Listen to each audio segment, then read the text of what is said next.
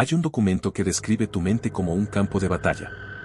Fue escrito en 1943. Fue clasificado durante 61 años. Y lo que dice sobre ti, sobre cómo funcionas, sobre por qué reaccionas como reaccionas, sigue siendo operativo hoy. Empecemos por el principio. No el principio cómodo, no el que te enseñaron. El principio documentado, con número de folio y sello de desclasificación. 1943, Segunda Guerra Mundial.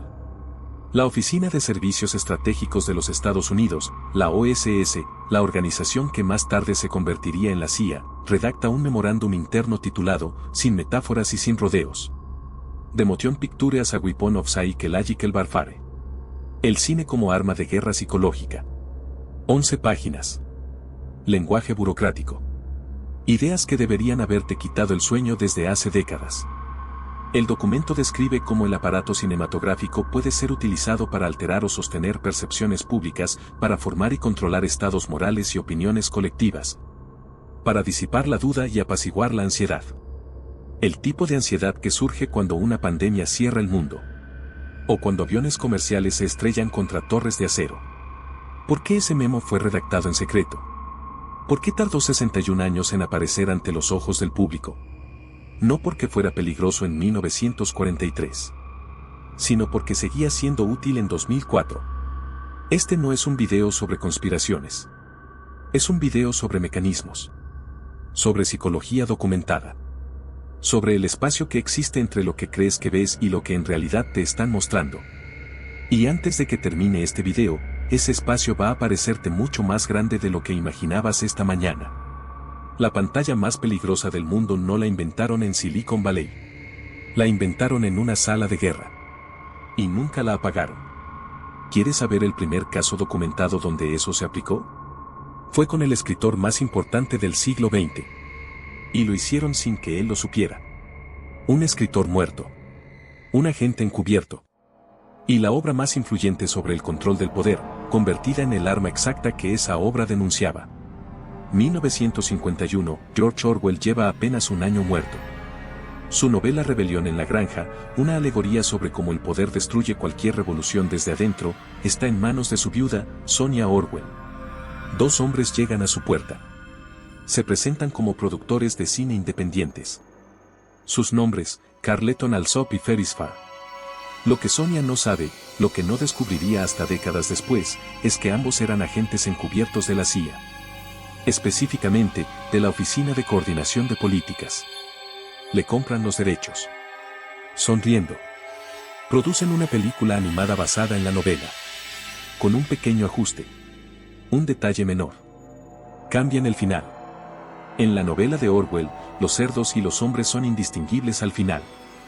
El mensaje es que todo poder corrompe, sin importar su bandera ideológica. En la versión impulsada por la inteligencia estadounidense, el mensaje se vuelve más simple, más limpio, más útil. El enemigo tiene una sola cara, y el espectador debe salir con una conclusión concreta. La película se estrena en 1954 con una gala en las Naciones Unidas. Crítica entusiasta. Audiencia masiva. Ningún espectador sabía que estaba viendo una operación de influencia financiada desde las sombras del poder.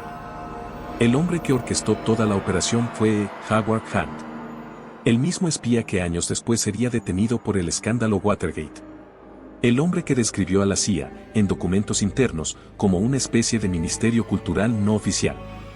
La ironía más oscura de la historia literaria del siglo XX, la novela que describe cómo el poder falsifica la narrativa, fue comprada, alterada en su narrativa y distribuida globalmente por el poder. Orwell tenía razón. Solo que no de la manera que esperaba. ¿Pero eso fue en los años 50? Quizá ya no funciona así, ¿verdad?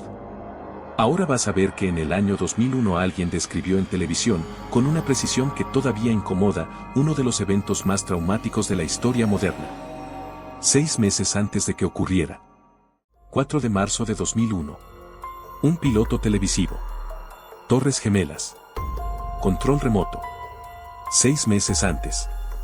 Esto está documentado. Está disponible. Y casi nadie lo ha visto. Hay un episodio de televisión que deberías ver esta noche. No porque sea entretenido. sino porque lo que muestra hace que el concepto de coincidencia empiece a sentirse insuficiente. El 4 de marzo de 2001, la cadena Fox transmitió el episodio piloto de The Lone Gunman, una serie derivada del universo de The X-Files. Su trama central, una facción encubierta dentro del gobierno de los Estados Unidos interviene electrónicamente un avión de pasajeros Boeing 727. Toma el control remoto del aparato y lo dirige directamente hacia las Torres Gemelas del World Trade Center. El objetivo narrativo del ataque, dentro del episodio, era crear un pretexto para iniciar una nueva guerra que revitalizara la industria de armamentos tras el fin de la Guerra Fría. 191 días después, el 11 de septiembre de 2001, aviones de pasajeros reales se estrellaron contra las Torres Gemelas. Se declaró una guerra global. La industria de armamentos registró contratos descomunales. The Lone Gunman fue cancelada después de una sola temporada. Casi nadie la recuerda. El actor Dean Aglund, en entrevistas posteriores, dijo algo que pocas personas han tenido la honestidad de decir en voz alta. Que guionistas de series como The X-Files eran ocasionalmente contactados por personas vinculadas a agencias de inteligencia que sugerían líneas argumentales interesantes. No como imposición. Como conversación amistosa. Como colaboración creativa. ¿Qué nombre le das a eso? ¿Guionistas con visión del futuro? ¿Acceso a información que el público no tenía? ¿O simplemente el patrón que ya empezamos a reconocer desde el inicio? El episodio sigue ahí. La mayoría no lo busca. Y eso también dice mucho. Pero quizá todavía se puede explicar. Quizá todo esto se puede archivar bajo la palabra coincidencia. El problema es que el siguiente caso trae una fecha exacta escondida en un documento ficticio. Una fecha que después se volvería inolvidable. Una película de 1999. Un pasaporte. Una fecha. El 11 de septiembre de 2001. Congela el fotograma. Ahí está. En 1999, las hermanas Wachowski estrenaron Matrix. La premisa, toda la realidad que percibes es una simulación diseñada para mantenerte pasivo, productivo y dormido. La humanidad, conectada en cápsulas, genera energía para sus propios carceleros mientras cree vivir en libertad. En una escena que la mayoría nunca congela, el pasaporte de Neo, el protagonista, tiene una fecha de vencimiento visible. Esa fecha es el 11 de septiembre de 2001. Dato. Coordenada. Firma. Pero Matrix no es solo una película. Es uno de los sistemas de creencias más eficientemente distribuidos de la historia del cine. Porque si logras que una población entera internalice, bajo el formato del entretenimiento, que vivir bajo vigilancia y control es la condición natural del mundo, has ganado sin necesidad de levantar la voz. La psicología lo llama primado, la exposición previa a un estímulo altera, sin tu conciencia, cómo procesas los estímulos relacionados que vienen después. Cuando Matrix te muestra que la vigilancia masiva es inevitable, tu cerebro no lo registra como amenaza real. Lo archiva como ficción. Y la ficción baja las defensas críticas. Años más tarde, cuando las revelaciones sobre vigilancia global llegaron a la conversación pública, el impacto emocional fue mucho menor de lo que debería haber sido. La mayoría ya había procesado ese escenario. Ya lo había visto. Ya lo había normalizado. El primado negativo no te exige fe. Solo te exige exposición. Y si una película puede instalar en tu mente una arquitectura completa de resignación, imagina lo que puede hacer una serie que lleva décadas moldeando el inconsciente colectivo a través de la risa. Una ciudad de dibujos animados. Más de 35 años al aire. Presidencias, crisis, tecnología. Todo adelantado. Y casi nadie pregunta quién escribe el guión. Hay una ciudad animada que mostró la presidencia de Donald Trump en el año 2000, que describió relojes inteligentes antes de que fueran comunes. Que insinuó grandes movimientos corporativos antes de que se concretaran y que jugó con escenarios sanitarios años antes de que el mundo entrara en pánico. Esa ciudad se llama Springfield. Y el debate real no es si los Simpsons son proféticos. El debate real es quién escribe Los Simpsons y de qué clase de proyecciones se alimenta una serie que ha sobrevivido más de 3 décadas en el horario más competitivo de la televisión global. La respuesta es más perturbadora por lo simple que resulta. Sus escritores y colaboradores han estado históricamente cerca de universidades de élite, centros de análisis, círculos de información privilegiada y entornos donde el futuro no se adivina, se proyecta. Eso, por sí solo, no demuestra una operación. Pero si revela algo más profundo, cuando una sociedad entera ve un escenario extremo en formato de comedia, lo procesa sin alarma. Lo mastica mejor. Lo convierte en chiste. Lo archiva sin resistencia. Y cuando ese escenario se vuelve real, ya no provoca una ruptura psíquica. Provoca una sonrisa cansada. Un ya lo había visto. Un esto parecía broma. Ese es el verdadero poder del primado negativo. No convencerte de algo, sino desgastarte antes de que llegue. Springfield siempre pareció inocente. Amarilla. Ridícula. Inofensiva. Pero a veces las formas más eficaces de programación no entran por el miedo. Entran por la risa. Si llegaste hasta aquí, ya entendiste que este tema no es superficial. Y lo que viene después es todavía más inquietante. Porque ahora vamos a entrar en un caso donde una película describió con precisión casi quirúrgica una crisis sanitaria global años antes de que el mundo la viviera. Y después vamos a entrar en el territorio más oscuro de todos, un director que filmó una historia sobre círculos de poder, máscaras y rituales privados, y murió apenas unos días después de entregar su obra final. Así que antes de seguir, te pido algo simple. Suscríbete a Secretos del Abismo y deja tu like en este video. No como un gesto automático. Hazlo de forma consciente. Porque si algo estamos desarmando aquí, es precisamente la costumbre de consumir sin pensar.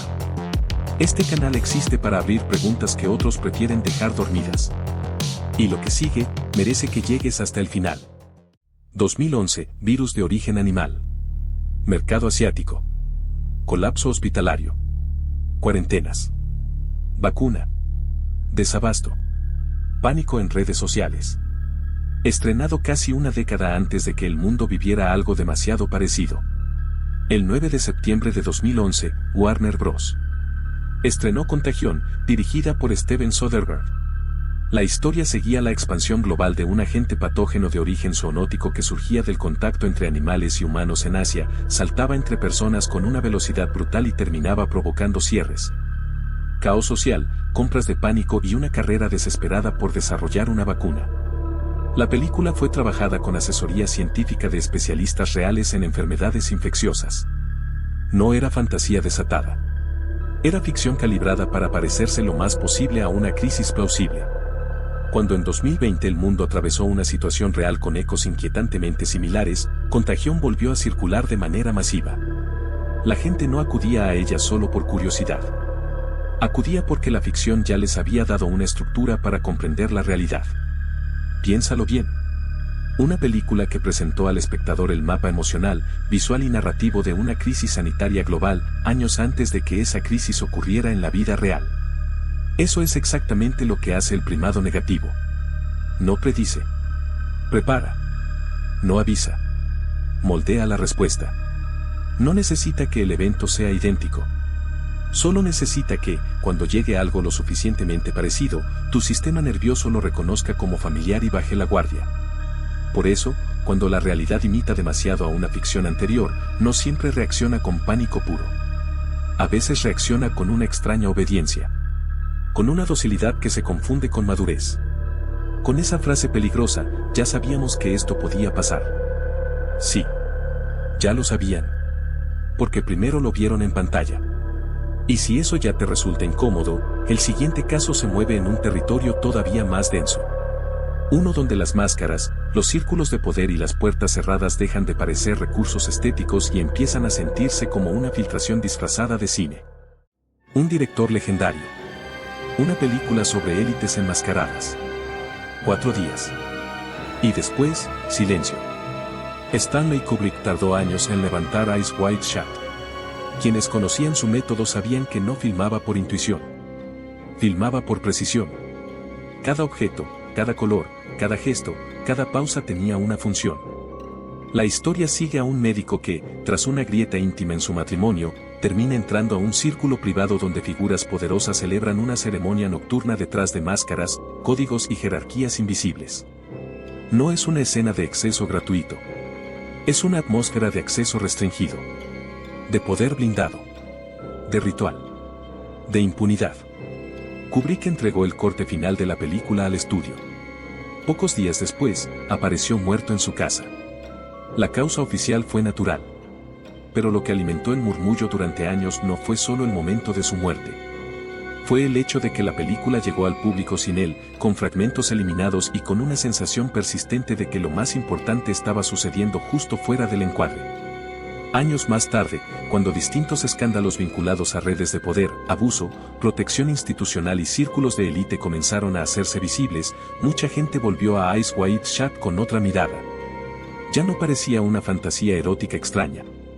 Parecía una metáfora demasiado exacta. Lo perturbador no es afirmar que Kubrick sabía algo específico. Lo perturbador es que construyó una imagen tan convincente del poder oculto que, cuando la realidad empezó a mostrar fragmentos parecidos, la película dejó de sentirse lejana. Se sintió familiar. Y otra vez aparece el mismo patrón.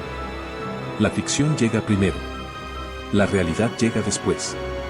Y la mente del espectador, entrenada para disolver lo inquietante en categorías estéticas, tarda demasiado en reconocer que quizá no estaba viendo una exageración. Tal vez estaba viendo una traducción. Pero todo esto no funcionaría si no existiera un mecanismo cerebral preparado para aceptarlo. Y ese mecanismo tiene nombre. Está estudiado. Está medido. Y explica mucho más de lo que la mayoría quisiera admitir. Esto no es metáfora. Es biología. Tu cerebro tiene mecanismos que modifican tu percepción del futuro a partir de lo que vio en el pasado, incluso si eso que vio era ficción. El primado cognitivo es un fenómeno estudiado por la psicología experimental. Ocurre cuando una exposición previa a ciertas imágenes, conceptos o narrativas altera cómo interpretas después estímulos relacionados. No necesitas recordarlo conscientemente. No necesitas quererlo. Tu sistema perceptivo ya fue condicionado. A eso se suma otro efecto, la familiaridad repetida hace que ciertas ideas se sientan más creíbles, más normales, menos alarmantes.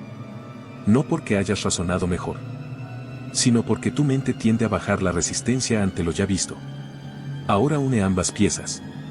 Si durante años consumes historias donde pandemias globales, vigilancia extrema, colapsos sociales, manipulación masiva o redes de poder oculto aparecen una y otra vez bajo el sello de la ficción, cuando una parte de eso toque la realidad no reaccionarás como alguien frente a lo desconocido.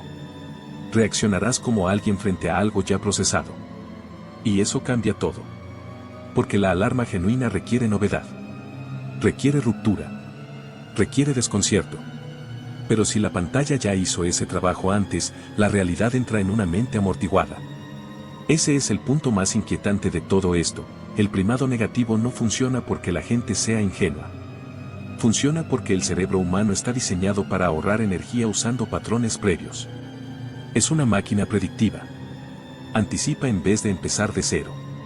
Y si alguien consigue sembrar esos patrones antes de que el evento llegue, consigue algo más valioso que convencerte. Consigue preconfigurar tu respuesta.